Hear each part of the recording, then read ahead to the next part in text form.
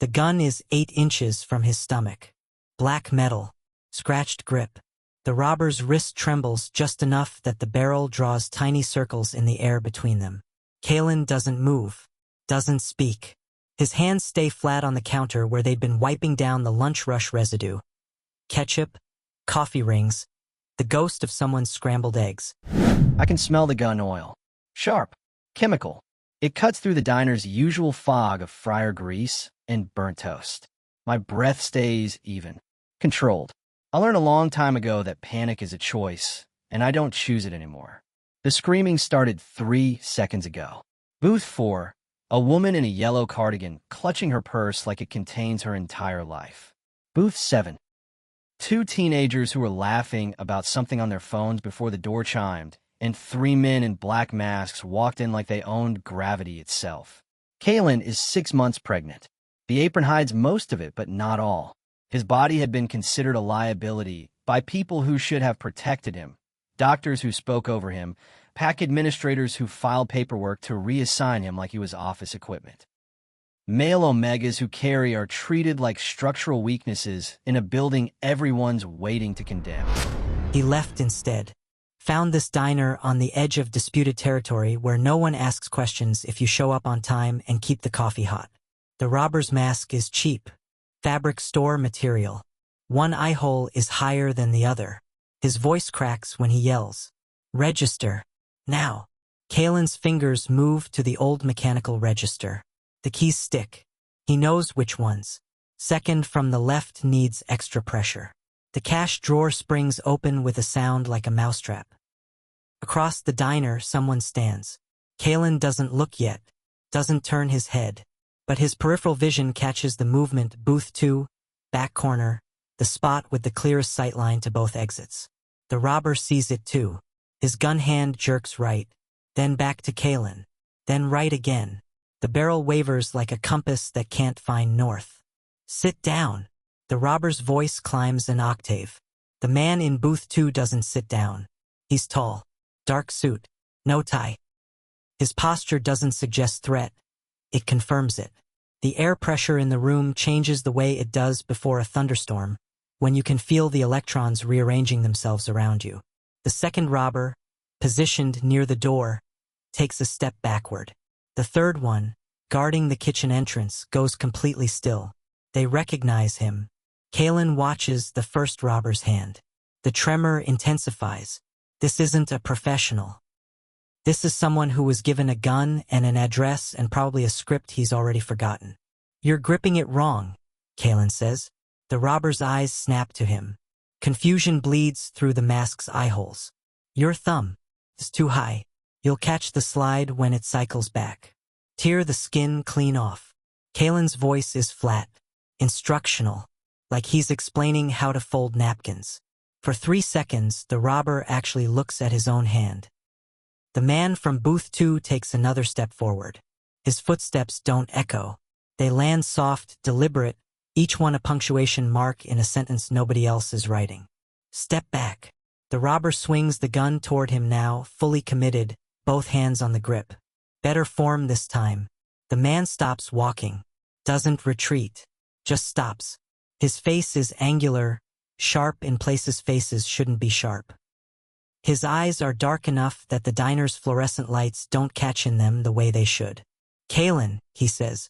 The name lands in the room like something dropped from a height. Kalen's hands stop moving. The cash drawer sits open. Bills stacked in their compartments. The robber isn't even looking at the money anymore, because Kalen never told him his name. Never told anyone in booth 2 his name. Doesn't wear a name tag. The diner owner calls him K on the schedule, and that's been enough for 8 months. Hi viewers, have you ever had a moment when a stranger knew something about you they shouldn't? Something that made your skin go cold? Drop your story in the comments. The robber's gun is shaking hard now. His breath comes fast and shallow. He's drowning in air. Take it, Kalen says quietly, nodding at the register. Take all of it. Walk out. Nobody has to bleed today. But the man in the dark suit is still watching Kalen. Not the robber. Not the money. Not the chaos spiraling through the diner like water down a drain. Just Kalen. The robber grabs a fistful of bills. Doesn't count. Doesn't sort. Just shoves them into a gym bag that says property of Northside Rec in faded letters. Move! The second robber hisses from the door. They back out. All three of them. The door chimes. The yellow cardigan woman is crying into her hands. The teenagers are recording on their phones. Someone's already dialing 911. The man in the dark suit hasn't moved. He's still standing in the middle of the diner, arms loose at his sides, eyes locked on Kalen like he's solving an equation that only has one variable. Kalen closes the register. The drawer clicks shut. His hands don't shake. They never do. You didn't scream, the man says. No. You didn't run. No. Why? Kalen meets his eyes for the first time. Fear wastes oxygen. The man's expression doesn't change, doesn't soften or harden. But something shifts behind it, a recalibration maybe, a data point being filed somewhere dangerous. He walks toward the counter. Slow, measured. Every step a negotiation with the space around him. You were the variable they didn't account for, he says. Kalen picks up his cleaning rag. Wipes down the counter again. The same spot. Over and over. The man watches him work. This diner, he says after a long moment, sits on land that belongs to me. Kalen's hand stills. Everything that happens here, the man continues, voice low and certain, happens because I allow it. The police sirens are getting closer. 6 blocks away, maybe 5. The man in the dark suit turns and walks to the door. Pauses with his hand on the frame. They'll come back, he says without turning around. Not for the money. He leaves. The door chimes. Kalen stands alone behind the counter, one hand pressed flat against his stomach where the baby shifts and kicks like it knows something changed and doesn't like it. On the floor near booth 4, there's a smear of blood. One of the robbers must have cut himself on the door frame on the way out. Kalen grabs the mop.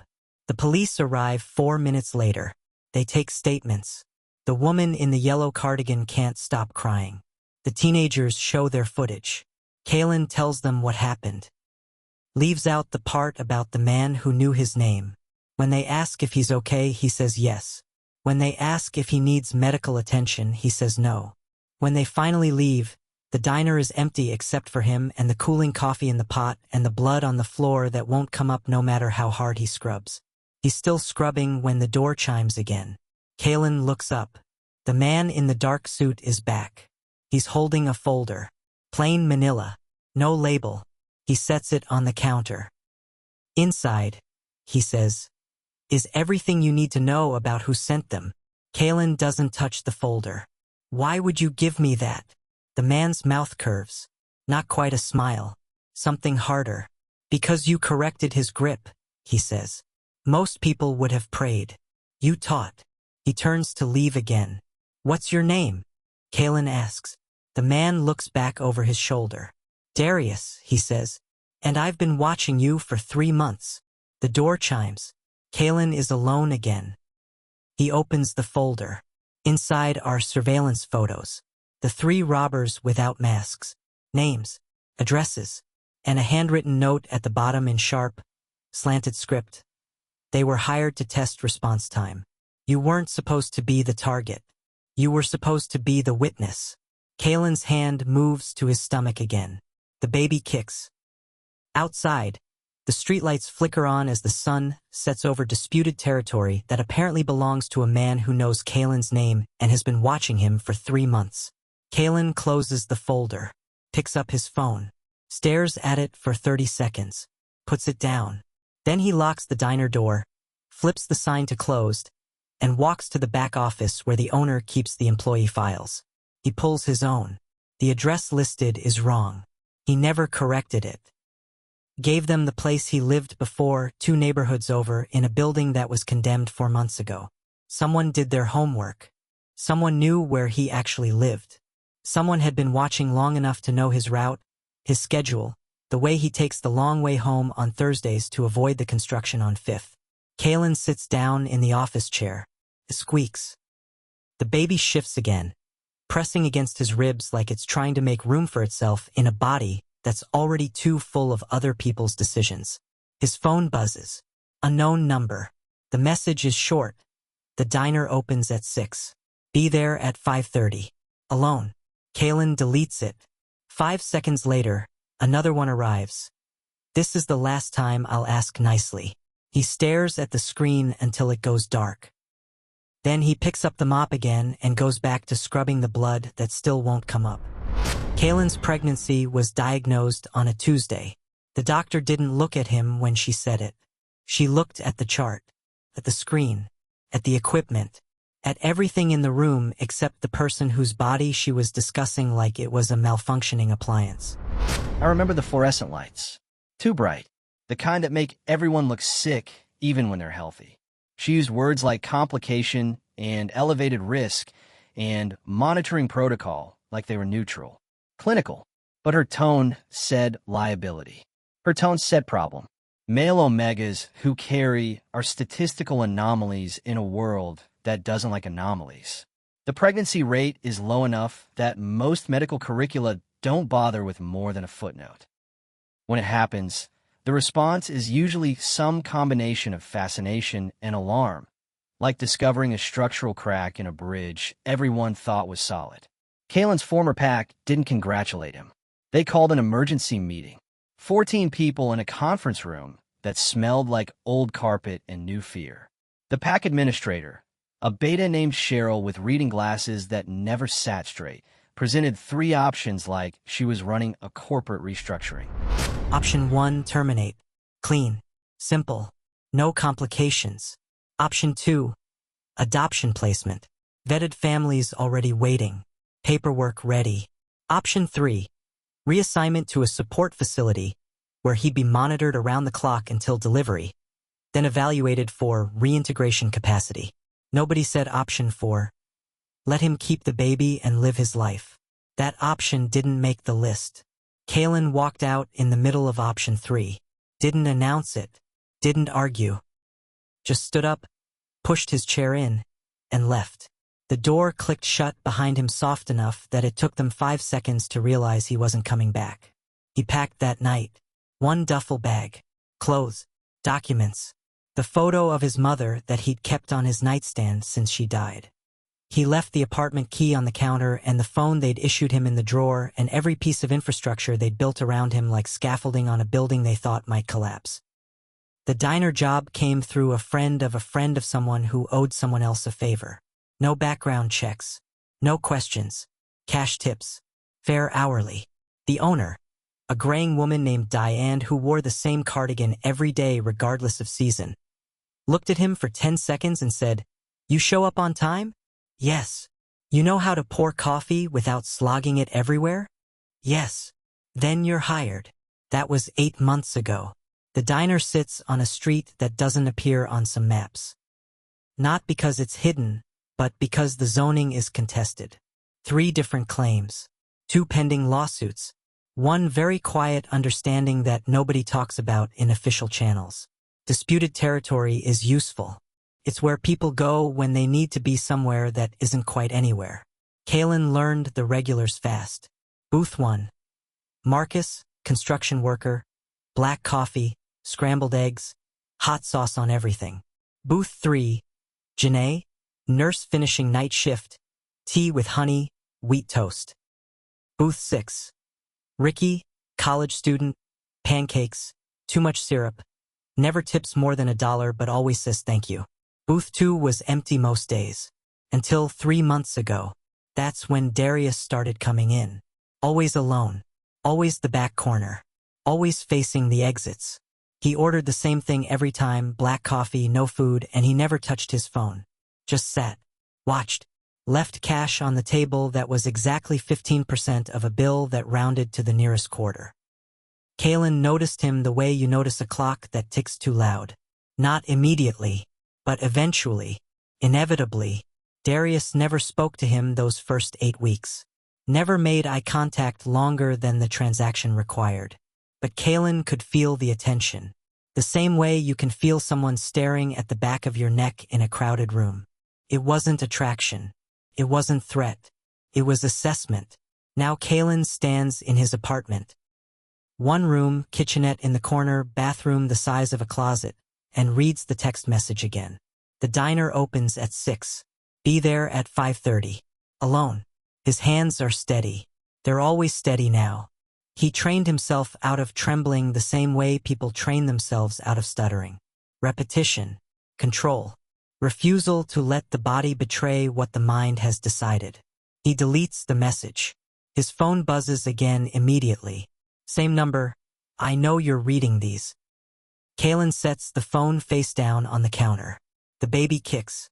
A sharp jab just under his ribs on the left side. He puts his hand there. Feels the pressure push back against his palm like a conversation in a language neither of them speaks yet. The pack had called his pregnancy a liability. The doctors had called it a risk. Darius had called it a variable. Nobody had called it a baby. Nobody had asked Kalen what he wanted. He looks at the folder Darius left. Still sitting on his kitchen counter where he dropped it after getting home. The surveillance photos are glossy, professional quality. The kind you get when someone has resources and patience and no regard for privacy laws. The three robbers stare up at him from the prints. Young. Early 20s, maybe. The one who held the gun, Terrence Webb, according to the notes, has a scar through his left eyebrow and a record that's mostly petty theft and one aggravated assault that got pleaded down. They weren't professionals. They were props. The note at the bottom is what keeps pulling his attention. You weren't supposed to be the target. You were supposed to be the witness. A witness to what? He flips through the rest of the folder. More photos. The diner from across the street. Taken at different times of day. Different angles. Someone mapped the entire location like they were planning a surgery. And then, at the very back, a single sheet of paper. Contract. Kalen reads it twice. It's a protection agreement. Standard legal language dressed up in corporate formatting. In exchange for, and this is where it gets specific, consultation services regarding conflict de-escalation and behavioral analysis. The signee would receive full security coverage, legal representation, and territorial protection under the jurisdiction of Darius Hale. Darius Hale. The name is typed at the bottom next to a signature line. Kalen knows that name. Everyone in this part of the city knows that name. You don't say it out loud in certain neighborhoods. You don't write it down where it might be found. You definitely don't put it on legal contracts unless you're very confident nobody's going to challenge you on it. Darius Hale runs everything the city council pretends doesn't exist. The gambling halls that operate out of restaurant basements. The late-night poker games in warehouse lofts. The loans that get extended without banks. The disputes that get settled without courts. He's not a gang leader. That would be too loud. Too obvious. He's infrastructure. And he wants Kalen to work for him. Kalen closes the folder. His phone buzzes. He ignores it. It buzzes again. And again. On the fourth buzz, he picks it up. New message. Your former pack filed a petition this morning. Custody claim. They're arguing you're unfit due to emotional instability and lack of support structure. Kalen's jaw tightens. Another message. Hearing is scheduled for next week. You'll need a lawyer. Another, I can provide one. Or you can handle it yourself. Another, your choice. Kalen stares at the screen until the words blur. Then he types back. Why do you care? The response is instant. Because you didn't panic when someone pointed a gun at you. That's rare. I collect rare things. Kalen's thumb hovers over the keyboard. He types. I'm not a thing. The reply takes longer this time. 30 seconds. A minute. Finally, no. You're a variable. And I don't waste variables. Kalen locks his phone.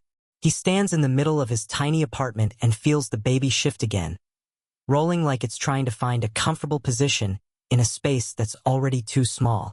The pack wants custody. They want control. They want to finish what they started in that conference room 8 months ago when they presented him with options that weren't really options. Darius wants something too. Kalen doesn't know what yet. But men like Darius don't offer protection without expecting payment. The currency might not be money, but it'll cost something. Everything costs something. His phone buzzes one more time. 5:30. Tomorrow. Alone. Then, Or don't come. But they will. Kalen sets the phone down. He walks to the window. His apartment is on the 3rd floor. The view is a parking lot and the back of a laundromat and a chain-link fence that someone tagged with spray paint that's already fading. Disputed territory. Nobody's land. Everywhere and nowhere. He presses his forehead against the glass. It's cool. The baby kicks again. Tomorrow at 5:30, he'll have to decide. Protection from one dangerous man, or exposure to everyone else. Safety or autonomy. Survival or self-determination. He closes his eyes. When he opens them, the sun is setting and the streetlights are starting to flicker on, and somewhere in the distance, sirens wail. Kalen arrives at the diner at 5:27. 3 minutes early. The street is empty except for a delivery truck idling 2 blocks down and a stray cat picking through an overturned trash bag near the curb. The diner's lights are off. The closed sign still hangs in the window. He uses his key. The door doesn't chime. Diane disabled the bell last year after a customer complained it gave him migraines. The silence is heavier than it should be. Inside, the air smells like yesterday's coffee and the faint chemical bite of industrial cleaner. Kalen locks the door behind him, walks to the counter, sets his bag down. Darius is already here. He's sitting in booth 2. Same spot as always. No coffee this time. Just his hands folded on the table in front of him like he's been waiting for hours, even though Kalen knows he couldn't have been here more than 10 minutes. You came, Darius says. You knew I would. I suspected. There's a difference. Kalen doesn't sit. He stands near the counter with one hand resting on the edge, grounding himself in something solid. The robbery, Kalen says. You let it happen. Yes. No hesitation. No excuse. Just confirmation. Why? Darius leans back. The vinyl booth creaks under the shift in weight. Because I needed to see how this location would respond to pressure. The diner sits on contested land. For different claims. 2 active lawsuits. One very motivated rival who thinks he can take it if he pushes hard enough. So you staged an armed robbery. I observed an armed robbery, Darius corrects. I didn't stage anything. Terrence Webb and his crew were hired by someone else. I simply didn't stop them. Kalen's hand tightens on the counter. People could have died. But they didn't. Because I stayed calm. Yes. Darius stands. He's taller than Kalen remembered. Broader in the shoulders. His suit is tailored well enough that it doesn't pull when he moves. He walks to the counter. Stops 3 feet away. Close enough to lower his voice. Far enough to avoid crowding. You didn't release distress pheromones, Darius says. Even when the gun was pointed at your stomach. Even when you knew what a single muscle spasm could cost you. Fear wastes oxygen. Most people don't think like that. Most people panic. Scream. Freeze. You corrected his grip. Kalen says nothing. That's not instinct, Darius continues. That's training. Or trauma. Possibly both. You don't know anything about me. I know you left your pack 8 months ago. I know they're trying to reclaim custody of a child that isn't born yet. I know you live in an apartment with faulty wiring and a landlord who hasn't passed a safety inspection in 6 years. I know you walk 3 extra blocks on Thursdays to avoid the construction on 5th because the noise makes you nauseous.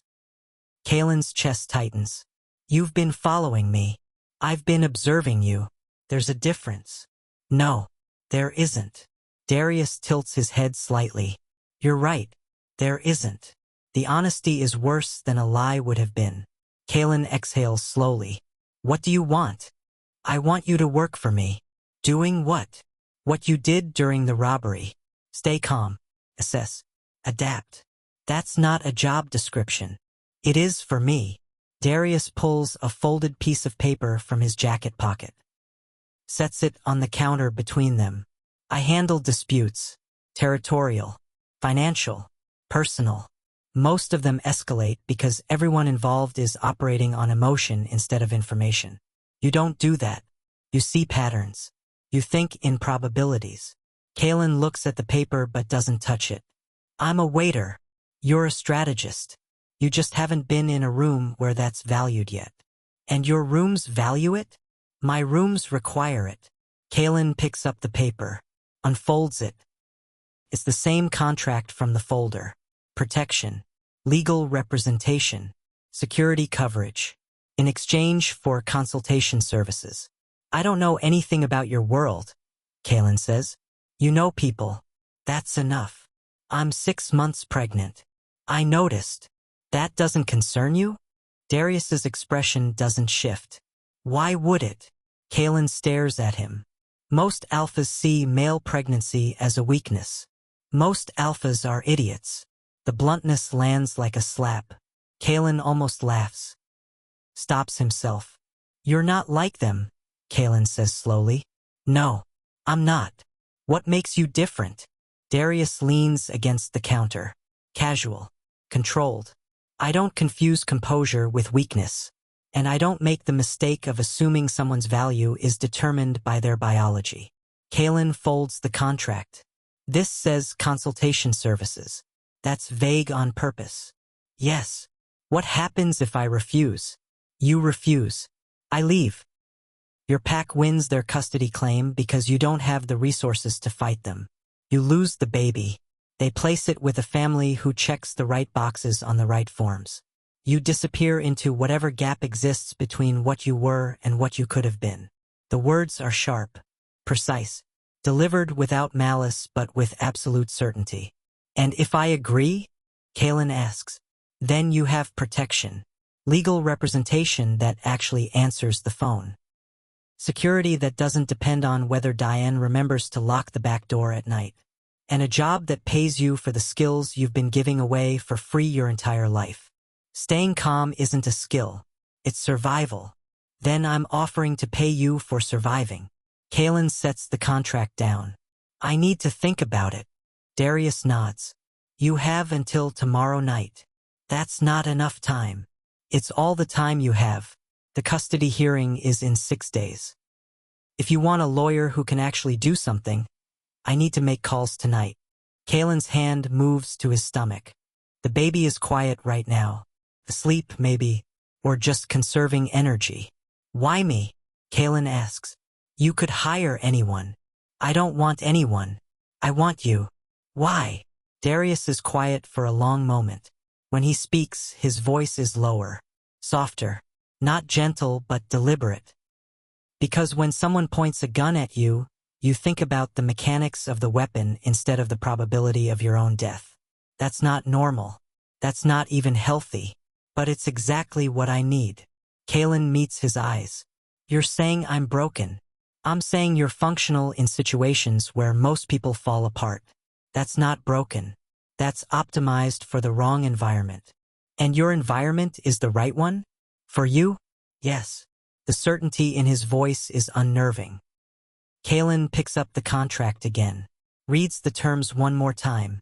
Protection, security, consultation services regarding conflict de-escalation and behavioral analysis. What happens if I sign this and then decide I don't want to work for you anymore? Then you leave. Just like that. Just like that.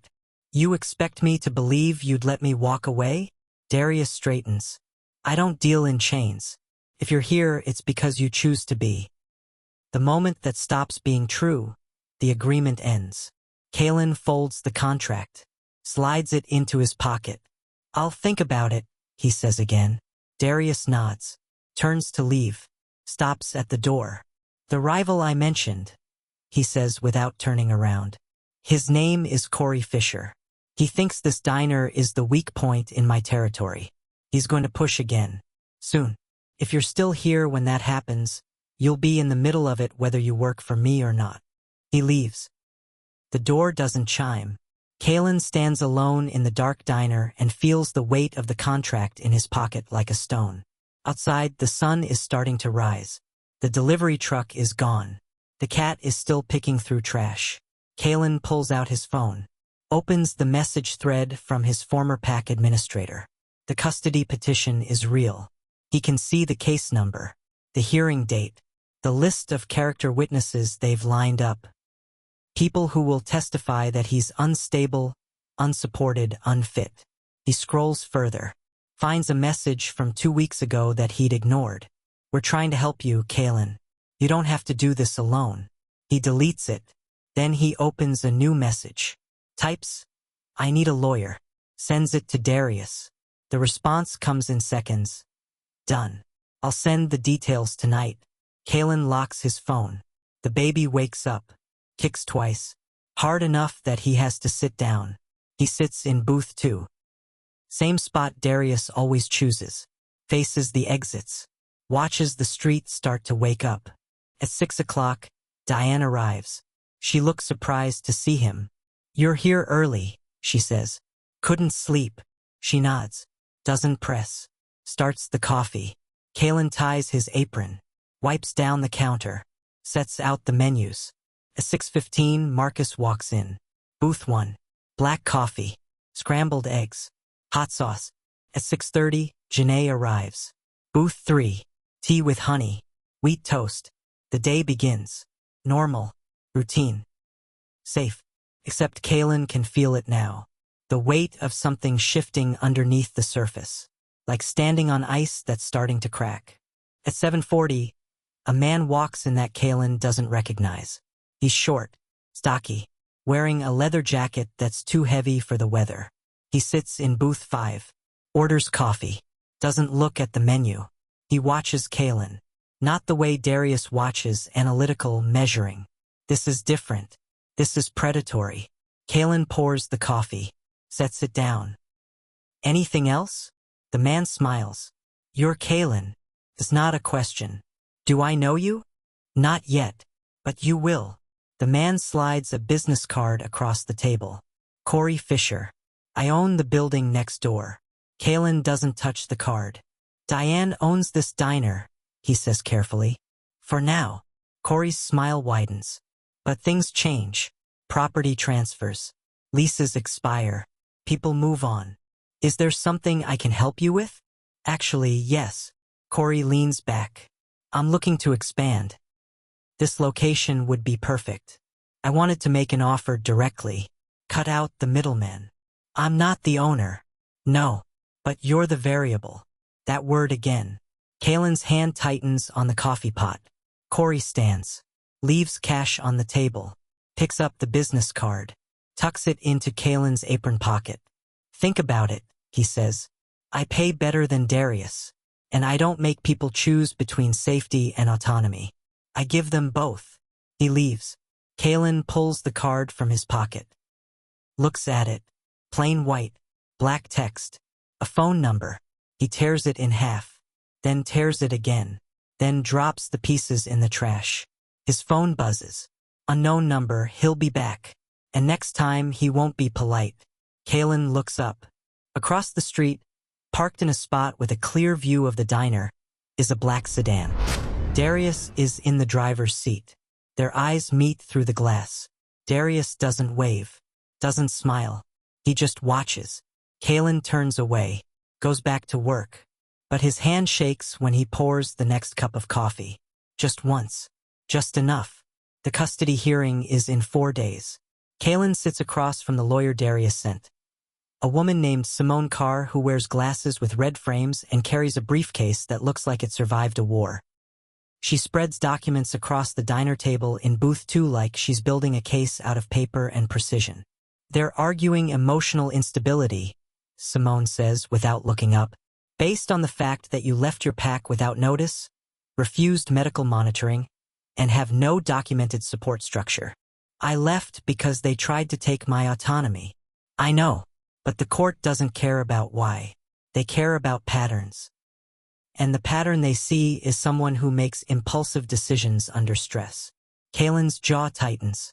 Leaving wasn't impulsive. It was necessary. "Then we need to prove that." Simone looks up. Her eyes are sharp, focused. "I need character witnesses. People who can testify that you're stable, employed, capable of providing care. I've been here 8 months. I show up on time. I do my job. That's a start. But we need more. Do you have friends? Family? Anyone who can speak to your ability to parent?" Kalen is quiet. Simone sighs. "Kalen, I'm good at what I do. But I can't win a case with no evidence. If you don't give me something to work with, they're gonna take this baby the moment it's born. I'm not giving them anything. Then you're going to lose. The words land hard. Final. Kalen looks out the window. The street is quiet. Mid-afternoon lull. The lunch rush is over. The dinner crowd hasn't started yet. What about Darius? Kalen asks. Simone raises an eyebrow. What about him? He could testify. That you work for him? That I'm stable, employed, capable. Simone leans back. Kalen, Darius Hale is not the kind of character witness that helps in family court. He's the kind that makes judges ask questions you don't want to answer. He's offering protection. I know. And I'm telling you that accepting it comes with complications.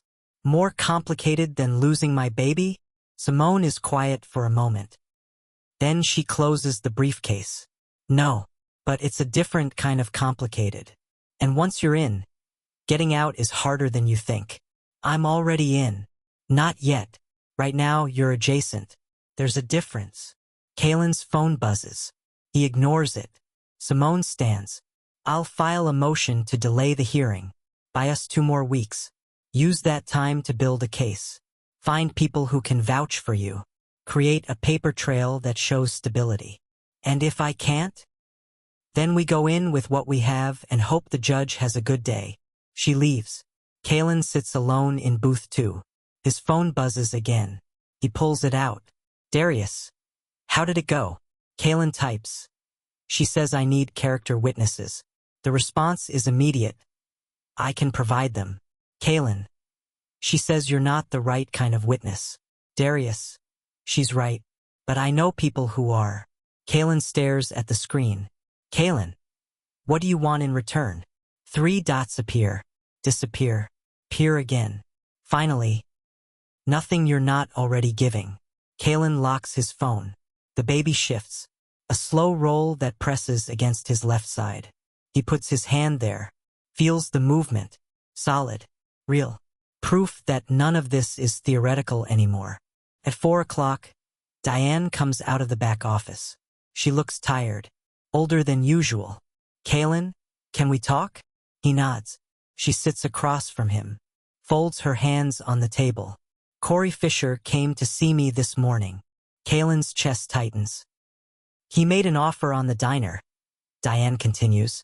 A good offer. More than the place is worth, honestly. Are you selling? I don't know yet. She looks at him. But if I do, he's not going to keep you on. He made that clear. Why not? Because you're connected to Darius. And Corey doesn't want Darius's people in his territory. I'm not Darius's people. Aren't you? Kalen doesn't answer. Diane sighs. I'm not trying to make this harder. But I need you to understand what's happening. This diner is caught in the middle of something bigger than both of us. And I can't afford to be in the middle anymore. How long do I have? 2 weeks. Maybe 3 if I can stall. Kalen nods. Thank you for telling me. Diane stands. Puts a hand on his shoulder. You're a good worker, Kalen. I'm sorry it has to be this way. She goes back to the office. Kalen sits alone. The door chimes. Darius walks in. He doesn't sit. Just stands near the counter. Diane told you, he says. Yes. Corey's moving faster than I expected. Can you stop him? I can delay him. But if Diane wants to sell, I can't force her to refuse. So I lose the job. Not necessarily. Darius walks to the booth. Sits across from Kalen. I own 3 businesses that need management. 2 restaurants. 1 supply warehouse. You could work at any of them. Doing what? The same thing you do here. Except you'd also handle conflict resolution, de-escalation, staff disputes, customer issues that require more than an apology. That's not waitressing. No, it's management. Kalen looks at him. You're offering me a job. I'm offering you a position. What's the difference? A job is something you do for money. A position is something you build a life around. Kalen's hand moves to his stomach again. The baby is awake. kicking in slow, rhythmic intervals like it's testing the boundaries of the space it occupies. I don't know your world, Kalen says quietly. You know people. That's the only qualification that matters. People in your world aren't like people here. They're exactly like people here. They just have more to lose. Kalen is quiet for a long moment. Then he asks, what happens if I say yes? You sign the contract. I assign you to one of the locations. You start next week. And the custody hearing? Simone will handle it. I'll provide the witnesses. You'll win. You sound certain. I am. Why? Darius leans forward. Because I don't lose. And if you work for me, neither do you. The confidence isn't arrogance. It's fact. Delivered with the same certainty as gravity or time. Kalen pulls the contract from his pocket. It's creased now. Folded and unfolded so many times the paper is starting to soften. If I sign this, Kalen says slowly, I'm choosing you over everything else. Yes. And if I change my mind later, then you leave. I already told you that. But it won't be that simple. Darius doesn't deny it. No, it won't. At least he's honest. Kalen smooths the contract on the table, reads it one more time. Protection, security, consultation services. He thinks about the gun pointed at his stomach. The robbers who were hired to test response time. The rival who wants this diner and doesn't care who gets caught in the process. He thinks about his former pack. The custody hearing. The baby that isn't born yet but already has a dozen people trying to decide its future. He thinks about Diane's tired face. Corey Fisher's predatory smile. The way Darius watches him like he's solving an equation. And he thinks about the fact that he's been surviving alone for 8 months. And survival is exhausting. Kalen picks up a pen. Signs his name. Slides the contract across the table. Darius takes it. Folds it. Tucks it into his jacket pocket. Welcome, he says. Kalen exhales. What now?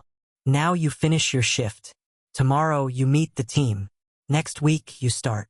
That's it. That's it. Darius stands. Walks to the door. Stops. Kalen. Yeah. You made the right choice. How do you know? Because you're still here. And that means you're a survivor. He leaves. The door chimes. Kalen sits alone in booth 2 and stares at his hands. They're steady. They're always steady. Outside, the sun is setting. The streetlights flicker on. The city hums with the noise of people finishing their days and starting their nights. Kalen stands. Ties his apron. Goes back to work. At 6:30, Marcus comes in. Booth 1. Black coffee. Scrambled eggs. At 7, Janae arrives. Booth 3. Tea with honey. Wheat toast. Everything is normal. Except Kalen can feel it now. The shift. The change. He's not adjacent anymore. He's in. And there's no going back. At 8:15, his phone buzzes. Darius. Tomorrow. 10 a.m. I'll send a car. Kalen. Where? Darius. You'll see.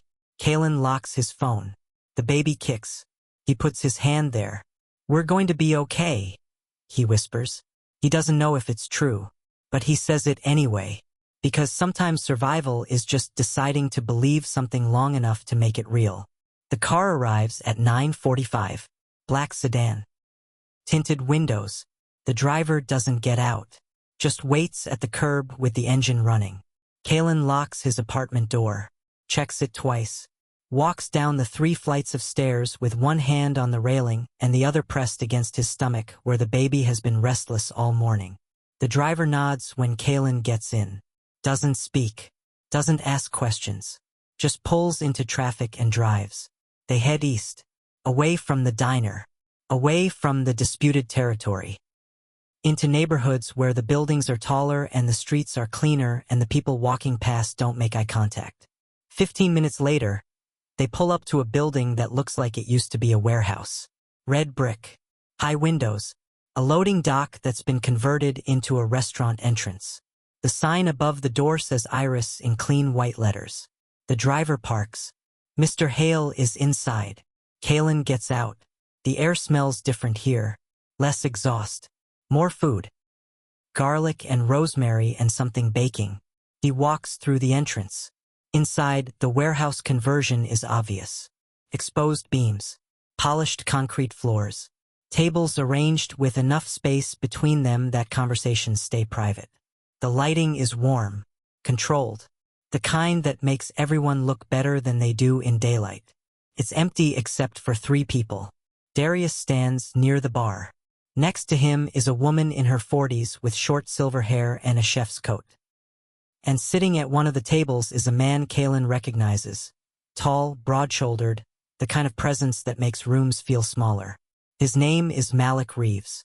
Kalen has seen his picture in the news. Community organizer, activist, the kind of person who shows up at city council meetings and asks questions nobody wants to answer. Kalen stops walking.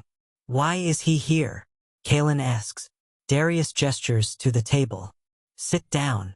Kalen doesn't move. I asked a question, and I'll answer it. Sit down first. Kalen walks to the table. Sits. Malik is watching him with the kind of attention that feels like being read. Darius sits across from him. The woman in the chef's coat stays at the bar, arms crossed, observing. This is Iris, Darius says, gesturing to the space around them. One of the 3 businesses I mentioned. Simone, the chef, runs it. She also happens to be one of the best character witnesses you could ask for. Kalen looks at Simone. We've never met. Not yet, Simone says. Her voice is calm, steady. But I've been briefed. And I'm willing to testify that you've been employed here for the past 4 months. Reliable, professional, no behavioral issues. Kalen's chest tightens. That's not true. It will be, Darius says, once we backdate the employment records. That's fraud. It's strategy. It's illegal. Only if someone proves it. And nobody will. Kalen looks at Malik. And you? What's your role in this? Malik leans forward. I'm here to make sure you understand what you're agreeing to. I already signed the contract. Signing a contract and understanding it are 2 different things. Malik's voice is firm but not unkind. Darius operates in spaces the law doesn't reach. That means the people who work for him exist in those spaces too. If you're okay with that, fine. But I want to make sure you know what you're walking into. Why do you care? Because Darius asked me to care. Kalen looks at Darius. You asked him to talk me out of this? No. I asked him to make sure you're making an informed choice. That's the same thing. It's not. Malik pulls a folder from the bag next to his chair. Sets it on the table. This is everything I could find on Darius Hale's operation. Businesses, associates, legal disputes, criminal allegations that never went anywhere. I want you to read it, all of it, and then decide if this is still what you want. Kalen stares at the folder. You're trying to scare me, he says quietly. I'm trying to inform you, Malik corrects. There's a difference. Kalen opens the folder. The first page is a list of businesses. 8 in total. Restaurants, warehouses, a nightclub, a private security firm, all registered under different names, all connected to Darius through a web of LLCs and silent partnerships. The second page is a timeline. Disputes, arrests that didn't stick, witnesses who changed their testimony, prosecutors who dropped cases without explanation. The third page is a list of names, people who used to work for Darius. Some are still in the city. Some left. 3 are dead. Kalen's hand tightens on the edge of the table. What happened to them? He asks. Different things, Darius says. One was killed in a car accident. One died of an overdose. One was shot during a robbery that had nothing to do with me. You expect me to believe that? I expect you to make your own conclusions. Kalen flips through the rest of the folder. More names. More businesses. More connections. At the bottom is a single sheet of paper. A photograph. Is Kalen, leaving his apartment, taken 3 months ago. He looks up. You've been watching me for 3 months, Kalen says slowly. Why? Because I needed to know if you were worth the investment. And you are. Kalen closes the folder. What if I'm not interested in being invested in? Then you walk out. Right now. And this conversation never happened. But the custody hearing still happens. Yes. And I lose. Probably. Kalen's jaw tightens. That's not a choice. That's coercion. It's reality, Darius says. I didn't create your situation. I'm offering you a way out of it. Malik clears his throat. For what it's worth, I've known Darius for 10 years. He's not a good man, but he's a fair one. If he says you can leave, you can leave. If he says he'll protect you, he will. That's supposed to make me feel better? No. It's supposed to help you make a decision based on facts instead of fear. Kalen looks at the folder again. Then at Darius. Then at Simone, who's still standing at the bar with her arms crossed. If I do this, Kalen says quietly, what happens to me? You work, Darius says. You learn. You build a life that doesn't depend on other people's permission. And when the baby's born, you raise it. Here. Protected. By you. By the structure I've built. Yes. Kalen's hand moves to his stomach. The baby is quiet now. Sleeping, maybe. He thinks about the gun pointed at him. The robbers who were hired to test response time. The pack that wants to take his baby. The rival who wants this territory. He thinks about survival. About autonomy. About the difference between being safe and being free. And he thinks about the fact that he's been alone for 8 months, and maybe being alone isn't the same thing as being independent. I want one thing, Kalen says. Darius leans forward. What?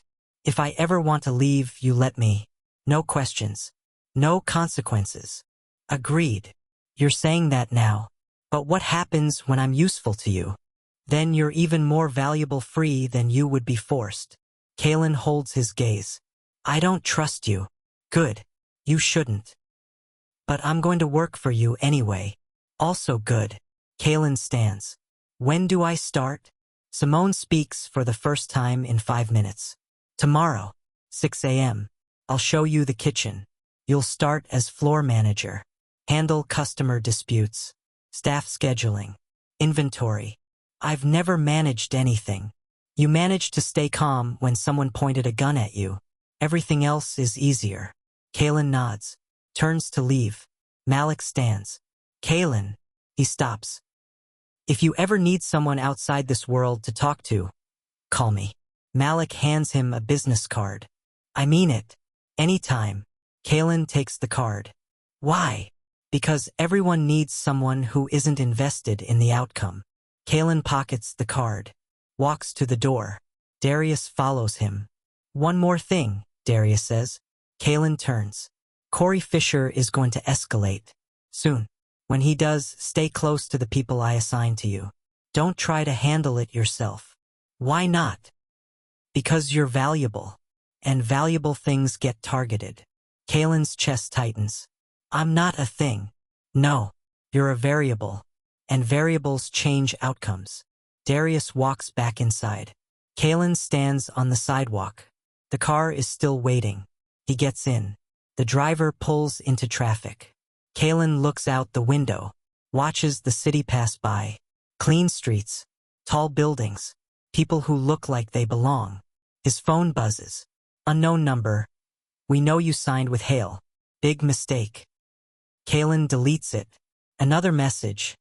You have 72 hours to reconsider. He deletes that one too. The third message. After that, we stop asking nicely. Kalen blocks the number. His hand moves to his stomach. The baby wakes up, kicks twice. We're in it now, he whispers. The driver doesn't respond. They drive in silence. When they reach Kalen's apartment, the driver says, Mr. Hale assigned security. They'll be outside your building starting tonight. Kalen looks at him. I didn't ask for that. You didn't have to. Kalen gets out, walks up the 3 flights of stairs, unlocks his door. Inside, everything is the same. One room, kitchenette, bathroom the size of a closet. But it feels different now. Smaller, temporary. like he's already started leaving. He sits on the edge of the bed, pulls out his phone, opens the message thread with his former pack administrator. Types, "I have legal representation. See you in court." Sends it. The response comes in seconds. "You're making this harder than it needs to be. Kalen, you made it hard when you tried to take my autonomy." He locks his phone. The baby kicks. He puts his hand there. "Tomorrow we start something new," he says quietly. Outside, a car pulls up, parks across the street. The engine cuts off. Security. Kalen closes his eyes. He doesn't feel safe, but he doesn't feel alone anymore either. And maybe that's enough. For now, the restaurant is on fire. Not literally, but close enough. A customer is screaming at a server near table 12. His face red, veins bulging in his neck. The server, a young woman named Tasha who started 3 days ago, looks 2 seconds away from crying or throwing a plate. Maybe both. Kalen is across the room when it starts. He moves before his brain fully registers the decision. Muscle memory, the same way he moved during the robbery. He reaches table 12 in 8 steps. "Sir," Kalen says, voice calm, flat. "I'm the floor manager. What seems to be the issue?" The customer spins on him. "The issue? The issue is I've been waiting 40 minutes for a steak that's supposed to take 20. And when it finally shows up, it's raw. Completely raw." Kalen looks at the plate. The steak is medium rare. Textbook perfect sear. Pink center. Exactly as ordered according to the ticket. Tasha is clutching like evidence. "You ordered medium rare," Kalen says. "I ordered medium." Kalen glances at the ticket. Medium rare. Clear as daylight. "I understand the frustration," Kalen says. "Let me get the kitchen to prepare a new steak. Medium. No charge. And I'll comp your appetizer for the wait." The customer's jaw works. He wants to stay angry. Needs it, maybe. But the offer is reasonable enough that refusing it would make him look unreasonable. "Fine," he snaps. "But if it's wrong again?" "It won't be. I'll make sure of it personally." Kalen takes the plate, nods to Tasha. "Take 5. I've got this." Tasha disappears toward the back. Kalen walks to the kitchen. Simone is at the grill, moving with the efficiency of someone who's cooked 10,000 meals and could do it in her sleep. "Table 12 needs a redo," Kalen says. "Medium." He ordered medium rare but insists he said medium. Simone doesn't look up. The ticket says medium rare. "I know. So he's lying. Probably. But it's easier to cook a new steak than argue." Simone flips something on the grill. "You've been here 6 days and you already sound like management. Is that good or bad? Depends on whether you like being hated by the staff or the customers." Kalen sets the plate down. "I'll take the customers." Simone almost smiles. Almost. 10 minutes later, the new steak goes out. The customer eats in silence. Leaves a 5% tip. Kalen doesn't care. The situation de-escalated. Nobody cried. Nobody threw anything. That's a win. At 8 p.m., the dinner rush finally slows. Kalen stands near the bar and watches the room. 12 tables. All occupied. Conversations hum at a frequency that suggests contentment. No raised voices. No complaints. Darius walks in. He doesn't announce himself.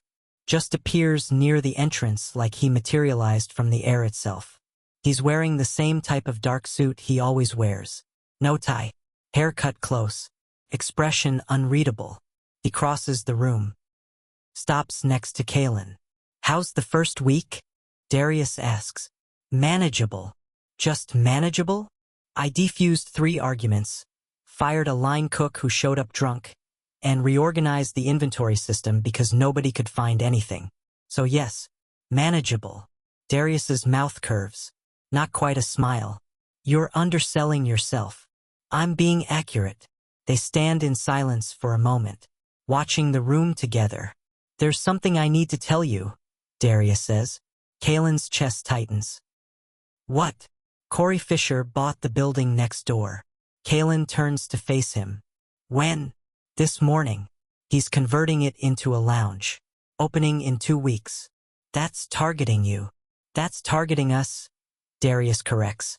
He wants to pull customers from Iris. Drive down revenue. Force me to choose between propping this place up or letting it fail. What are you going to do? I'm going to let you handle it. Kalen stares at him. What? You're good at de-escalation. At reading patterns. I want you to assess Fisher's operation. Find the weaknesses. Tell me where to apply pressure. I'm a floor manager, not a strategist. You're both. You just haven't been in a room where that's valued yet. The same line Darius used the first time they met. Kalen's hand moves to his stomach. The baby kicks. Hard. Like it's objecting to the conversation. I don't know how to do that, Kalen says quietly. Yes, you do. You've been doing it since the day we met. You corrected the robber's grip. You stayed calm when everyone else panicked. You see details other people miss. That's survival, not strategy. They're the same thing in different environments. Kalen looks back at the dining room. Tasha is taking an order at table 5. Simone is plating something that looks like art. Everything is running smoothly because Kalen made it run smoothly. What happens if I can't find weaknesses? Kalen asks. Then we adapt. But I don't think that's going to happen. You sound certain again. I am. Darius pulls a small envelope from his jacket. Hands it to Kalen. What's this? An invitation. Fisher is hosting a soft opening tomorrow night. Invite only. You're going. Why me? Because he doesn't know who you are yet. You can observe without being observed. Kalen opens the envelope. Inside is a card. Heavy stock. Gold lettering. The kind of invitation that costs more to print than most people spend on dinner. He'll recognize me, Kalen says. Not if you don't look like yourself. What does that mean? Darius gestures to the envelope. There's a stylist coming to your apartment tomorrow at 4. She'll handle everything. Clothes, hair. You'll blend in. Kalen's jaw tightens. You're asking me to go undercover. I'm asking you to observe. There's a difference. Not to me. Darius is quiet for a moment. Then he says, you can say no. And if I do, then I send someone else. But they won't see what you'll see. Kalen folds the invitation, slides it into his pocket. I'll think about it, he says. Darius nods, turns to leave. Darius, Kalen says. He stops. Why do you trust me with this? Darius looks back. Because you didn't panic when someone pointed a gun at you. That means you won't panic when someone points a metaphorical one either. He leaves. Kalen stands near the bar. The dining room hums with life. Conversations. Laughter. The clink of silverware on plates. Normal. Except nothing about this is normal. His phone buzzes. Unknown number, we're watching. Kalen deletes it. Another message. Tomorrow night. Fisher's opening. We'll be there too. He blocks the number. Another message from a different number. You can't block all of us. Kalen locks his phone. His hand shakes. Just once. Just enough to notice. At 10 p.m., the last customers leave. The staff cleans up. Tasha wipes down tables. Simone shuts down the kitchen. Kalen counts the register. Receipts stack in neat piles. Cash sorted by denomination. Credit card slips organized by timestamp. Everything balanced. Everything controlled. Except the knot in his chest that won't loosen. At 11, Kalen walks outside. The security detail is waiting. Same black sedan. Same silent driver. They take him home. When he gets to his apartment, there's a box outside the door. No label. No return address. Just a plain cardboard box secured with tape. Kalen stares at it for 30 seconds before picking it up. Inside his apartment, he sets it on the counter. Opens it carefully. Inside is a suit. Charcoal gray. Tailored. Expensive. And a note in Darius's handwriting. Just in case you decide to go. Kalen holds the jacket up. Perfect fit. Like it was made for him. Because it probably was. His phone buzzes. Darius. The stylist's name is Nia. She's discreet. Trust her. Kalen doesn't respond. He hangs the suit in his closet, stands looking at it for a long moment. Then he closes the door. The baby kicks. He puts his hand there. "What are we doing?" he whispers. The baby doesn't answer. At midnight, Kalen lies in bed staring at the ceiling. Sleep won't come. His mind runs through scenarios. Fisher's lounge. Crowds. Noise. Variables he can't control. His phone buzzes. Malik Reeves. "Heard you're going to Fisher's opening. Be careful. He's not like Darius." "Kalen." "How so?" "Malik." Darius plays the long game. Fisher plays for blood. Kalen locks his phone. Closes his eyes. Tries to sleep. Fails. At 3 a.m. he gives up. Gets out of bed. Makes tea. Stands at the window watching the street below. The security car is still there. Always there. Protecting him. Watching him. Maybe both. At 4 a.m. his phone buzzes. Unknown number. "If you show up tomorrow, you're choosing sides. Make sure it's the right one." Kalen deletes it, but he doesn't sleep the rest of the night. The stylist arrives at 4 p.m. exactly. Her name is Nia. She's tall, dark-skinned, with locks piled high and secured with gold thread. She carries 3 bags and moves through Kalen's apartment like she's cataloging every surface for later use.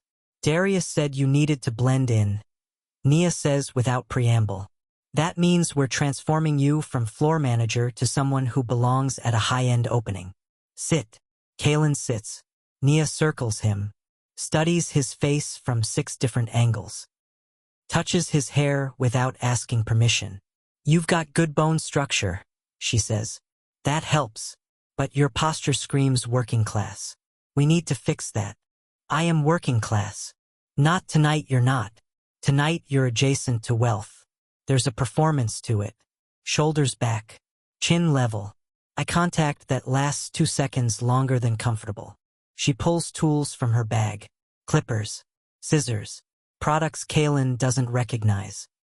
2 hours later, he looks in the mirror and doesn't recognize himself. His hair is shaped close on the sides, textured on top. His face is clean-shaven. The suit fits like it was painted on.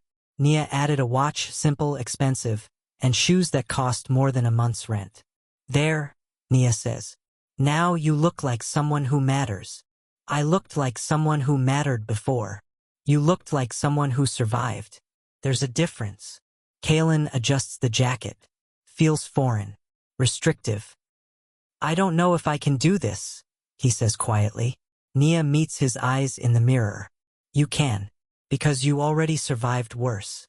She packs her tools. Leaves. Kalen stands alone in his apartment wearing someone else's skin. His phone buzzes. "Darius. Car picks you up at 8. Don't be late." "Kalen. What am I looking for?" "Darius. Patterns. Weaknesses. Anything that doesn't fit." "Kalen. And if Fisher recognizes me?" "Darius, he won't. Trust the transformation." At 8 p.m. the car arrives. Kalen gets in. The driver doesn't speak, just drives. They head into the part of the city where buildings have doormen and restaurants have waiting lists measured in months. The lounge is on a corner lot. Floor-to-ceiling windows. Light spilling onto the sidewalk like liquid gold. The line to get in wraps around the block. The driver pulls up to a side entrance. "Mr. Hale arranged access," the driver says. "Side door. Show the invitation." Kalen gets out, walks to the door. A man in a black suit checks the invitation, nods, opens the door. Inside, the lounge is chaos disguised as elegance. Music pulses at a frequency designed to make conversation difficult but not impossible. People cluster in groups that shift and reform like living organisms. Everyone is beautiful. Everyone is dressed like they have somewhere more important to be after this. Kalen moves through the crowd, stays near the walls, observes. The bar is staffed by 4 bartenders moving in synchronized efficiency. The drinks are expensive. $15 for a beer, $25 for cocktails. People don't flinch at the prices. Table service is invitation only. Reserved sections roped off with velvet that probably costs more than the rope itself. Kalen watches the flow. Customers entering. Drinks ordered. Money changing hands. Then he sees it. Table 6. Back corner. 3 men in suits that cost more than cars. They're not drinking. Not eating. Just watching. One of them makes eye contact with a server. She nods. Disappears into the back. Kalen moves closer. Not too close. Just enough to see. The server returns with a tray. Sets it on the table. But there's no drinks. Just a small black bag. One of the men picks it up. Slides it into his jacket. The server walks away. Kalen's chest tightens. He pulls out his phone. Takes a photo. Deletes it immediately. Commits the faces to memory instead. Then he feels it. Someone watching him. He turns. Corey Fisher is 10 feet away. He's shorter than Kalen expected. Stockier, but his presence fills the space around him like smoke. He's smiling. The kind of smile that doesn't reach the eyes. I don't recognize you, Corey says. Kalen's pulse spikes. He keeps his face neutral. First time here. Friend recommended it. What friend? Malik Reeves. The lie comes smooth, confident. Malik's name carries weight in these circles. Community organizer. Activist. Someone Corey can't dismiss easily. Corey's smile widens. Malik has good taste. Enjoy your evening. He walks away. Kalen exhales. His phone buzzes. Darius. Status? Kalen. Fisher's running something out of the back. Table 6. 3 men. Black bag exchange. Darius. Did he see you? Kalen, yes. But I used Malik's name. He bought it. Darius. Good. Get out. Now. Kalen heads for the side exit. Moves fast but not fast enough to draw attention. Outside, the car is waiting.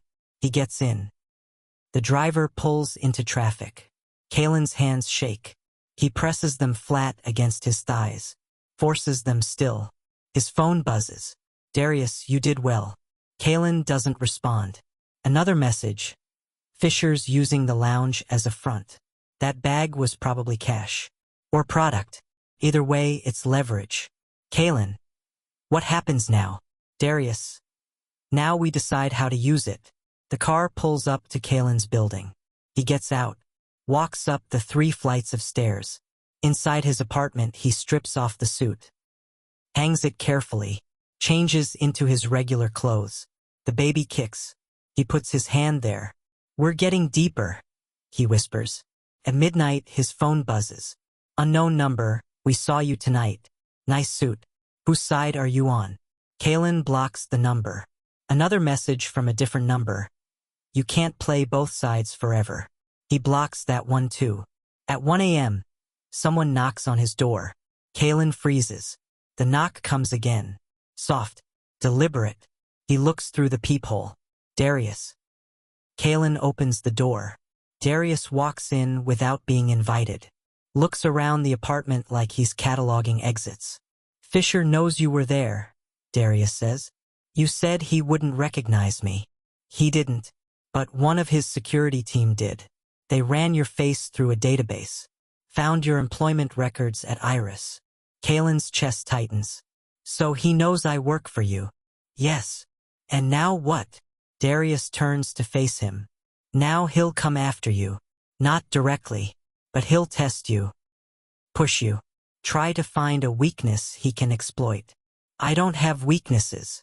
Everyone has weaknesses. The question is whether you know yours before he finds them. Kalen's hand moves to his stomach. The baby. Yes. He'll use it against me. He'll try. Kalen sits down. The weight of the conversation presses against his chest like a physical thing. I can't do this, he says quietly. Yes, you can. I'm 6 months pregnant. I'm not built for this world. Darius crouches in front of him. I level. You stayed calm when someone pointed a gun at you. You walked into Fisher's lounge and gathered intelligence without breaking character. You're more built for this than you think. That's not the same as wanting it. No, it's not. But wanting something and being capable of it are 2 different things. Kalen looks at him.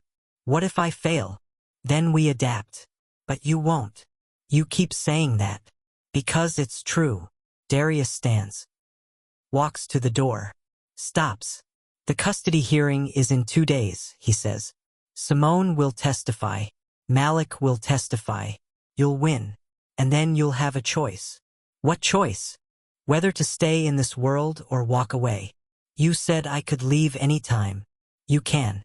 But leaving and surviving outside this world are two different things. Fisher knows who you are now. That doesn't change if you quit. Kalen's jaw tightens. So I'm trapped. You're protected. There's a difference. Darius leaves. The door closes. Kalen sits alone in the dark. The baby kicks. He puts both hands on his stomach. I'm sorry, he whispers. I'm so sorry. 3 a.m. his phone buzzes. Malik. Heard your name got flagged at Fisher's opening. You okay? Kalen. Define okay. Malik. Alive. Unharmed. Not actively panicking. Kalen 2 out of 3. Malik. That's better than most. Call me if you need to talk. I mean it. Kalen locks his phone. Closes his eyes. Tries to sleep. Fails again. At 5 a.m. he gives up. Gets out of bed. Makes tea. Stands at the window watching the sun rise over a city that doesn't care whether he survives or not. The security car is still there. Always there. He wonders if they sleep. Wonders if he'll ever sleep again. At 6 a.m. his phone buzzes. Darius. Custody hearing is today. 2 p.m. Simone and Malik will meet you there. Wear something presentable. Kalen. I don't have anything presentable. Darius. Check your closet. Kalen walks to the closet. Opens it. Inside is a second suit. Navy blue. More conservative than the one from last night. And a note. For court. You'll do fine. Kalen takes the suit out. Holds it. Puts it on. Looks in the mirror. The person staring back looks capable. Composed. Like someone who could convince a judge they're fit to raise a child. Kalen hopes the mirror isn't lying. The courtroom smells like old wood and anxiety. Kalen sits at a table with Simone Carr on his left. The lawyer's red-framed glasses catch the fluorescent light every time she moves. Across the aisle, his former PAC administrator, Cheryl, sits with 2 other PAC representatives and a lawyer who looks like he bills by the minute. The judge is a woman in her 60s with silver hair pulled into a bun so tight it probably causes headaches. She reviews documents with the kind of focus that suggests she's done this 10,000 times and stopped being impressed somewhere around case 300. This is a petition for emergency custody, the judge says without looking up, filed by the Crescent Valley PAC on behalf of an unborn child. Mr. Hayes, you're representing the respondent. Simone stands. Yes, Your Honor. Kalen Briggs. And you're arguing that Mr. Briggs is capable of providing adequate care? Yes, Your Honor. The judge sets the documents down. Looks at Kalen over the top of her reading glasses. Mr. Briggs, you left your PAC 8 months ago without notice. Is that correct? Kalen stands. Yes, Your Honor. Why? Because they tried to take my autonomy. The judge raises an eyebrow. Can you be more specific? They presented me with 3 options when I found out I was pregnant. Terminate, adopt out, or be reassigned to a facility where I'd be monitored until delivery. None of those options included letting me keep my baby and make my own decisions. And you felt leaving was the best course of action? I felt it was the only course of action that preserved my right to choose. The judge nods. Makes a note. Ms. Carr, you have witnesses? 2, Your Honor. Both prepared to testify regarding Mr. Briggs's character and stability. Proceed. Simone calls Malik Reeves first. Malik takes the stand. Swears in. Sits with the posture of someone who's testified before and knows how to command a room without demanding it. Mr. Reeves, how do you know the respondent? Simone asks.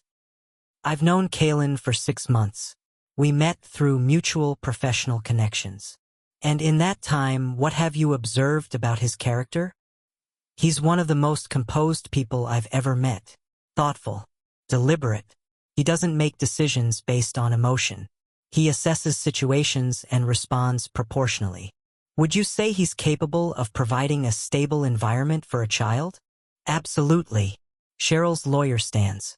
Objection. The witness isn't qualified to assess parental fitness. Sustained. The judge says, Mr. Reeves, stick to what you've observed directly. Malik nods. I've observed Kalen managing high-stress situations with calm and precision. I've seen him prioritize the well-being of others over his own comfort. And I've seen him build a support structure from scratch after leaving an environment that was actively harming him. Thank you, Simone says.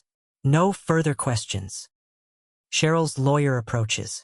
Mr. Reeves, you said you met the respondent through professional connections. Can you elaborate? We were introduced by a mutual acquaintance. Darius Hale? The name lands in the courtroom like a stone. Malik's expression doesn't change. Yes. And Mr. Hale's profession is? He owns several businesses in the city. What kind of businesses? Restaurants, security firms, real estate holdings. And are you aware that Mr. Hale has been investigated multiple times for racketeering, money laundering, and witness intimidation? I'm aware of the investigations. I'm also aware that none of them resulted in charges. That doesn't mean the allegations are false. It means they weren't proven. The judge intervenes. Counselor, unless you're planning to introduce evidence regarding Mr. Hale's character, move on. The lawyer nods. No further questions. Malik steps down. Simone calls the chef next. Simone. The chef, not the lawyer, takes the stand. She's still wearing her chef's coat. Probably came straight from Iris. Ms. Baptiste, how do you know the respondent? Simone Carr asks. He works for me. Floor manager at my restaurant. How long has he been employed? For months. Kalen knows it's a lie. Knows the records were backdated. But Simone says it with the same confidence she'd use to describe a recipe she's cooked 1,000 times. And in that time, what have you observed?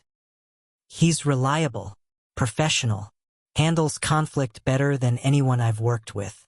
Customers trust him. Staff respects him. He shows up on time, does his job, and doesn't create drama. Would you say he's stable? More stable than most people I know. Thank you. No further questions. Cheryl's lawyer stands again. Ms. Baptiste, you said Mr. Briggs has been employed for 4 months. Can you provide documentation? Yes. Tax records, pay stubs, schedule logs. And prior to that employment, where was he working? Simone doesn't hesitate. He was transitioning between positions.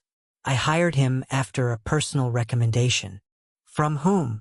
Darius Hale. The lawyer smiles. So Mr. Briggs's entire support structure is built around a man currently under federal investigation? Objection, Simone Carr says. Relevance. Sustained. Counselor, either introduce evidence or move on. The lawyer sits. Simone Baptiste steps down. The judge looks at Kalen.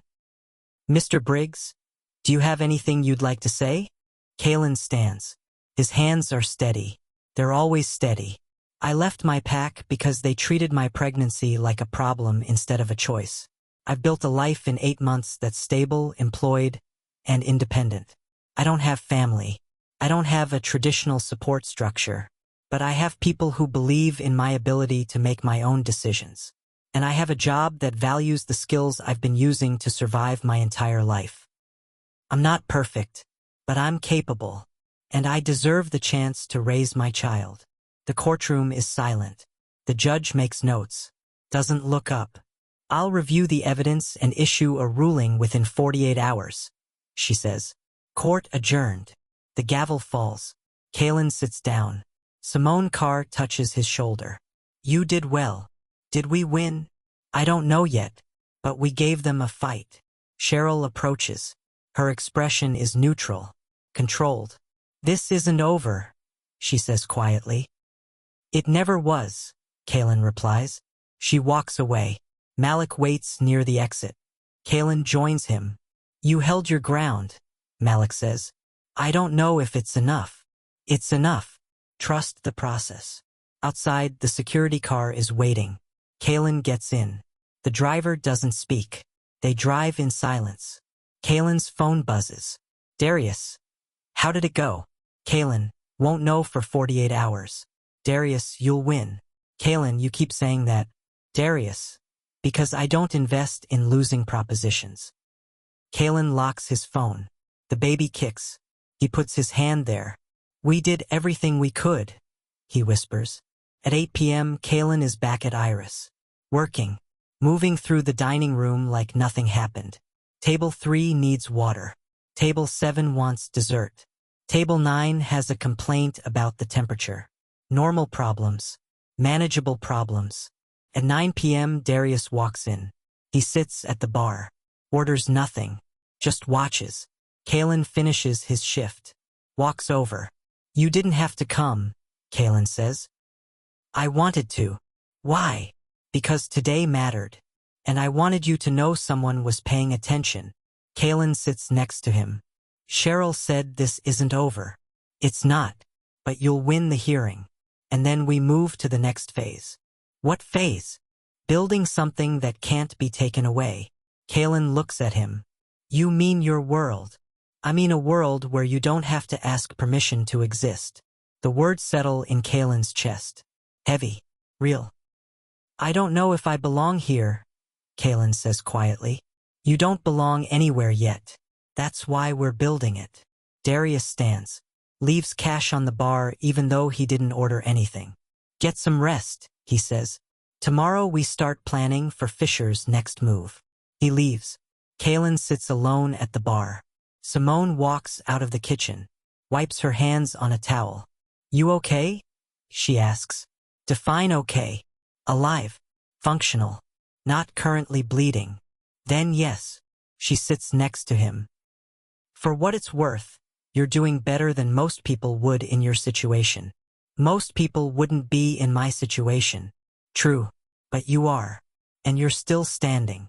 Kalen looks at her. Did Darius ask you to say that? No. I'm saying it because it's true. She stands. Goes back to the kitchen. Kalen sits alone. The dining room empties. Staff cleans up. Lights dim. At 11 p.m., Kalen walks outside. The security car is waiting. They drive him home. Inside his apartment, he strips off his work clothes. Showers. Changes into something comfortable. His phone buzzes. Court notification. Ruling posted. Case number 47829. Custody petition denied. Kalen reads it 3 times. Denied. The pack lost. He won. His hands shake. He sits on the edge of the bed. The baby kicks. He puts both hands on his stomach. We won, he whispers. His phone buzzes again. Darius, I told you. Kalen, thank you. Darius, you earned it. Now rest. Tomorrow we deal with Fisher.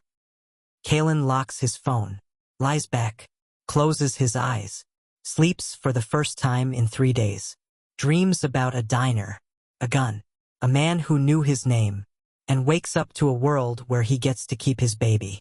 The city regulatory meeting starts at 10 a.m. Kalen wasn't supposed to be here.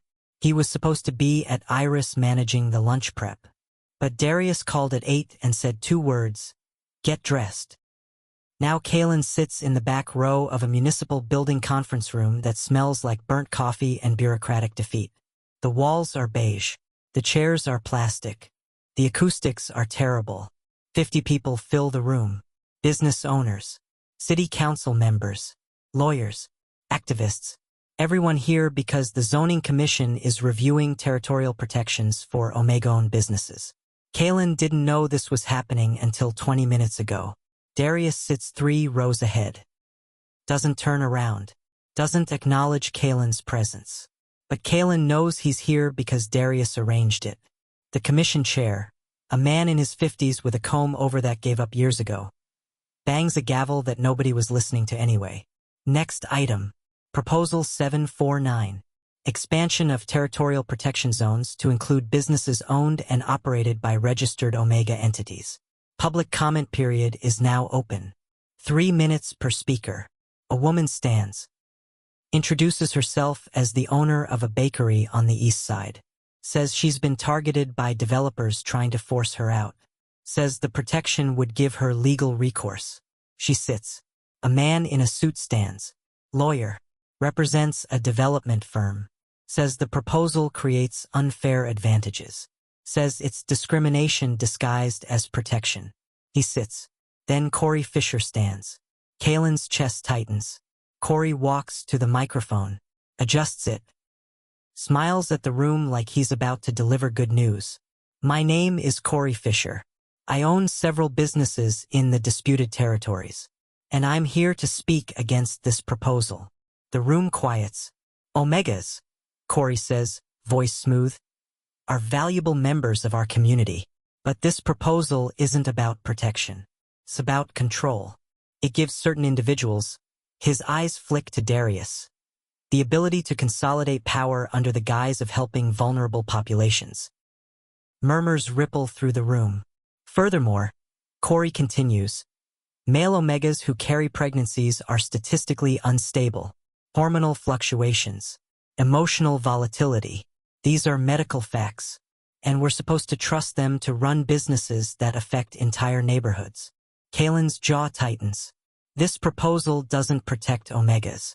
It protects the people who exploit them, and I urge this commission to vote it down. Corey sits. The room erupts in competing murmurs. Some agreement. Some outrage. The chair bangs the gavel. Order. Next speaker. Nobody stands. Kalen's hand moves to his stomach. The baby kicks. Once. Twice. He stands. 50 heads turn. Kalen walks to the microphone. Doesn't look at Darius. Doesn't look at Corey.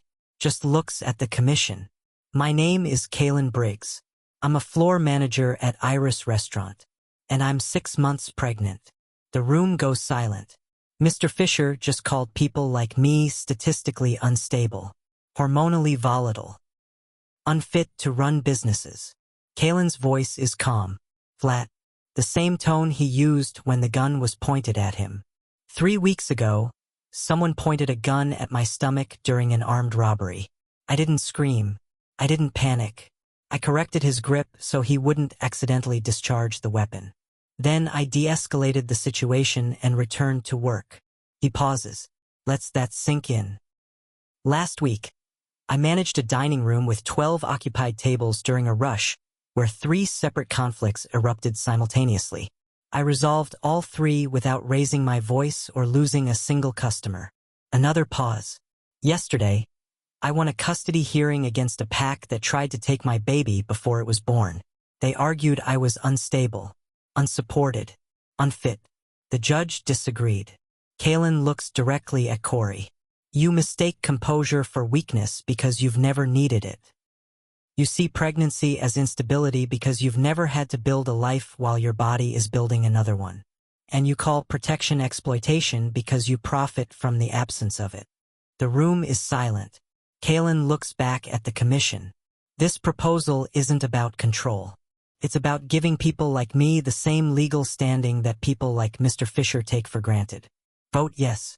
Not because we're vulnerable, but because we're capable and we deserve the infrastructure to prove it. He steps away from the microphone, walks back to his seat, sits. The room explodes. Applause. Shouting. Someone yells support. Someone else yells opposition. The chair bangs the gavel 6 times before order returns.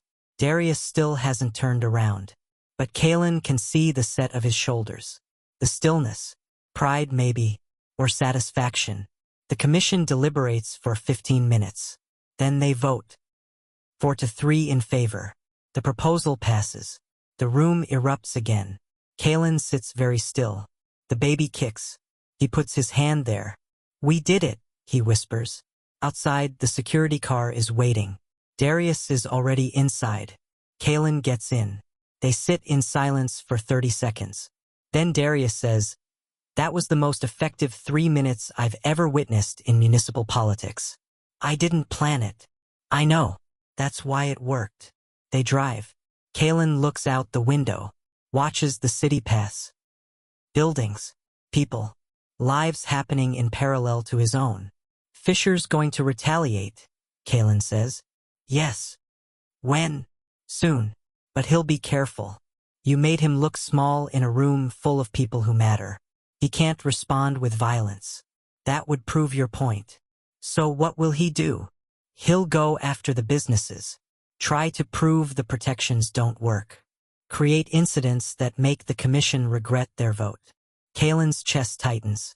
And we stop him how? By being better than he is. Consistently. Publicly.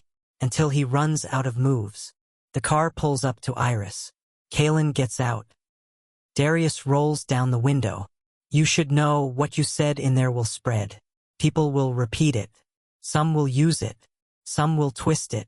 But it's out there now. Is that good or bad? Depends on how you handle what comes next. The window rolls up. The car drives away. Kalen walks into Iris. Simone is at the bar. She looks up. Heard you gave a speech, she says. Who told you? Everyone. It's already on 3 different news sites. Kalen's stomach drops. What?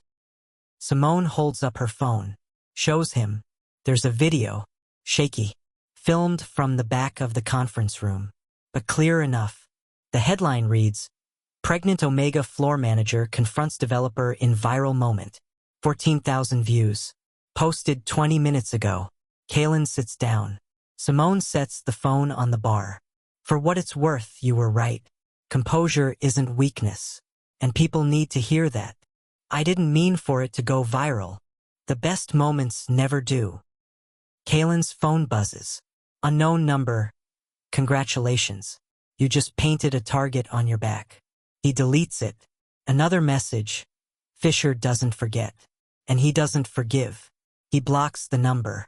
His phone rings. Malik. Kalen answers. You just became the face of something bigger than yourself. Malik says without preamble. I didn't ask for that. Nobody ever does. But you got it anyway. Now you need to decide how to use it. I'm not a politician. You're not. But you're a symbol.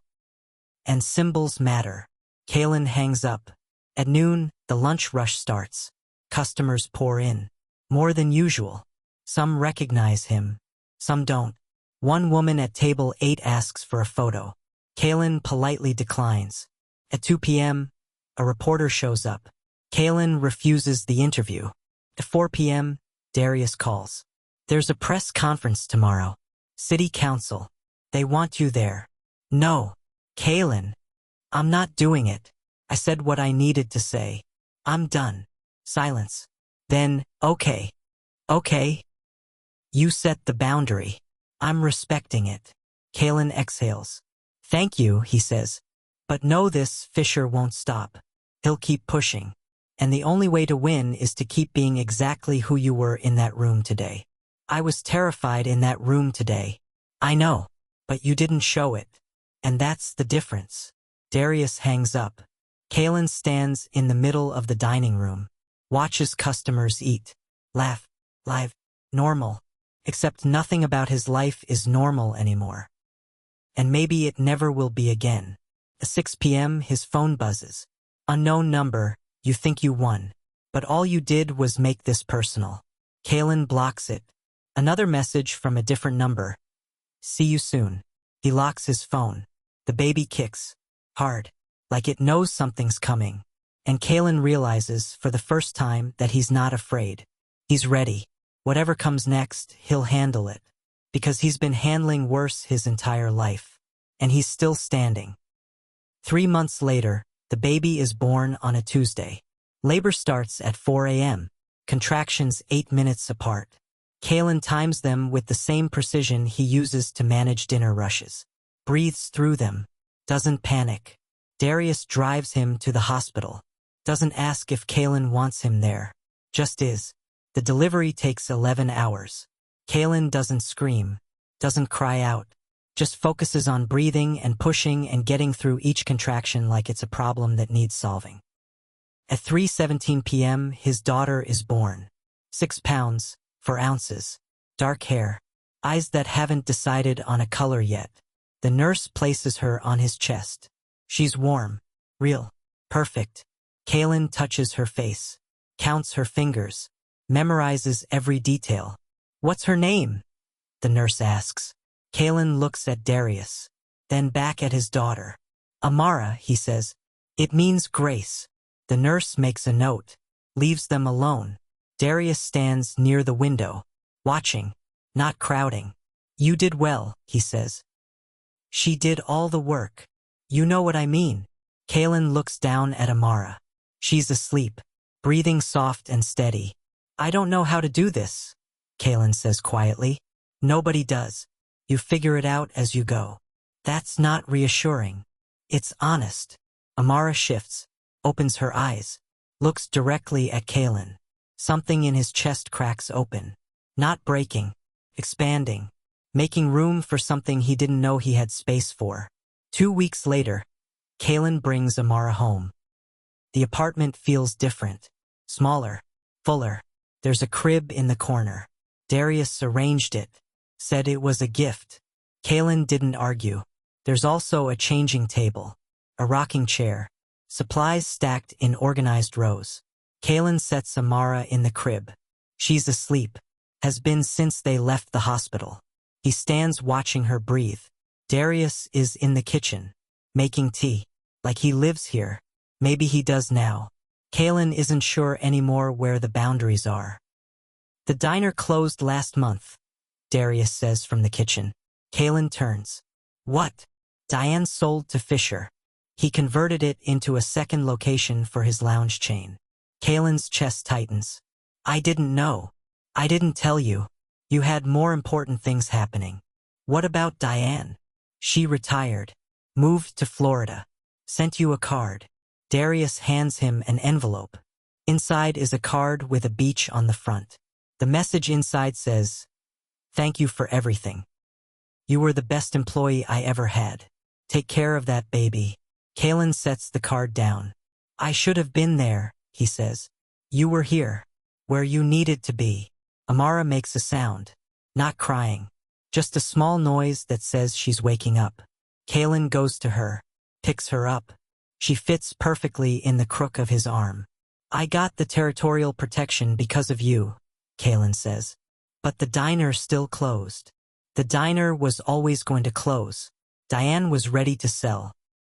Fisher would have bought it regardless. But now there are 12 other Omega-owned businesses that have legal protection they didn't have before. That matters. Kalen looks down at Amara. Does it? Yes. How do you know? Because I keep track. 3 businesses avoided forced closures because of the new zoning laws. 2 more opened because they knew they'd have legal recourse if someone tried to push them out. You changed the infrastructure. Kalen is quiet for a long moment. Then he asks, what happens now? Now you decide what you want. What do you mean? Darius walks to the window, looks out at the city. I can keep you on at Iris. Floor manager. Good pay. Stability. Or, he stops. Or what? Kalen asks. Or you can move into a different role. Strategic consulting. Conflict analysis. The kind of work you're actually built for. I'm built for survival. Exactly.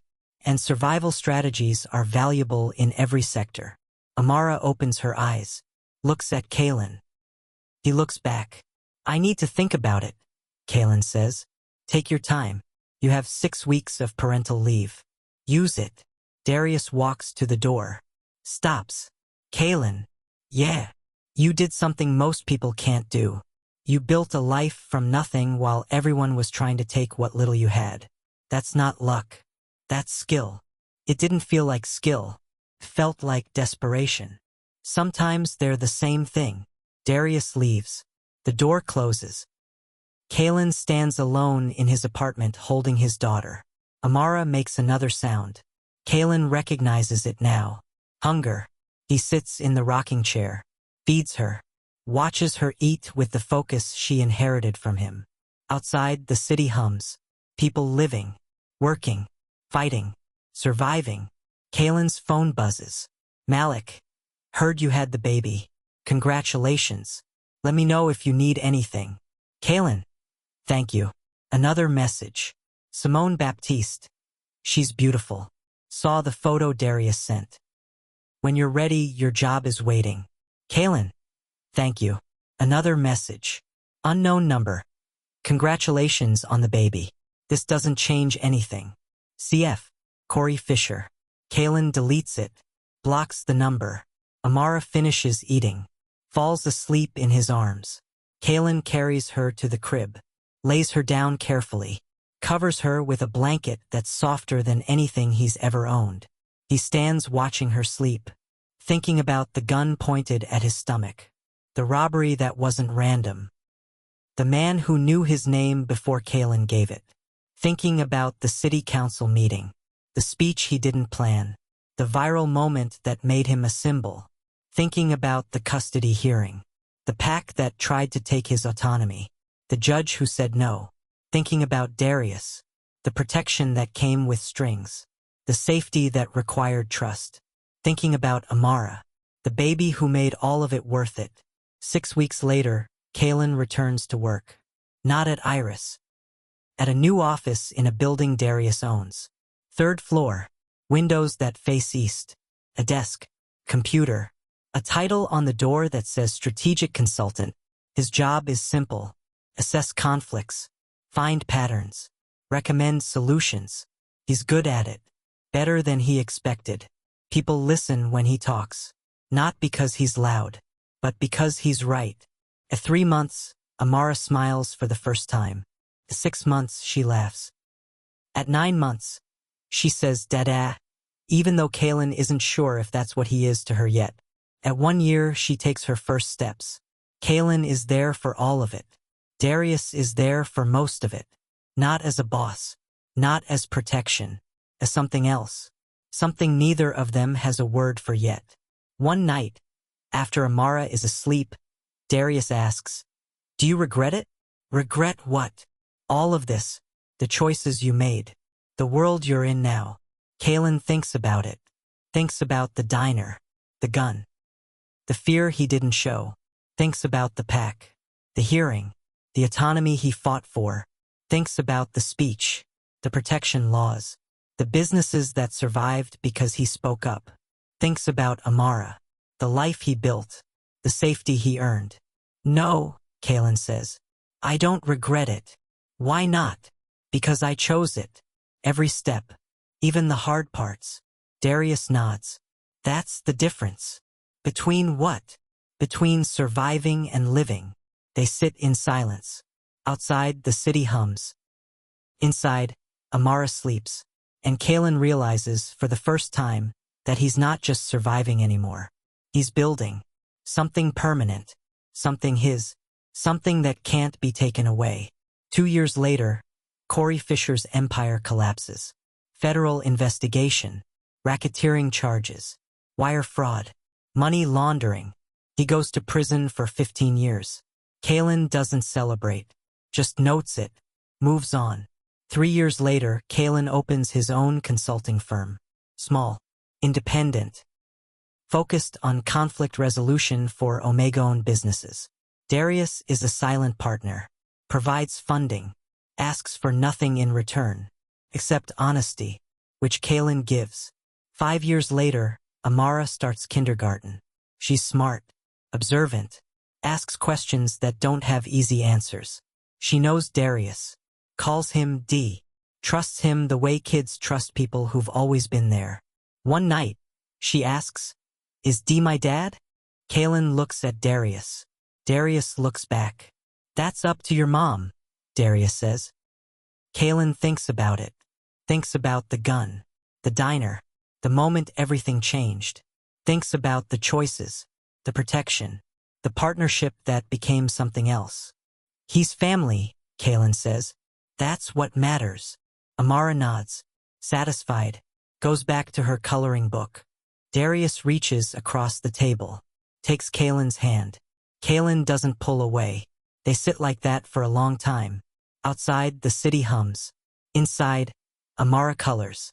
And Kalen realizes, finally, that he's not afraid anymore. Not of the gun. Not of the pack.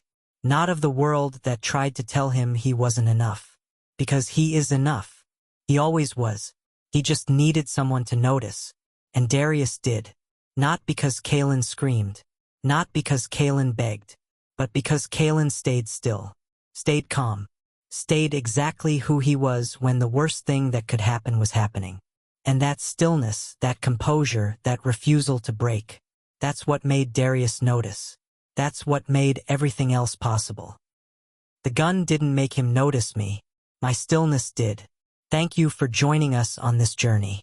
If this story moved you, inspired you, or made you think differently about strength and survival, please subscribe to the channel and turn on notifications so you don't miss our next story. Share your thoughts in the comments below. Your perspective might be exactly what someone else needs to hear today. Stories like these remind us that resilience comes in many forms, and sometimes the quietest voices carry the most power. See you in the next one.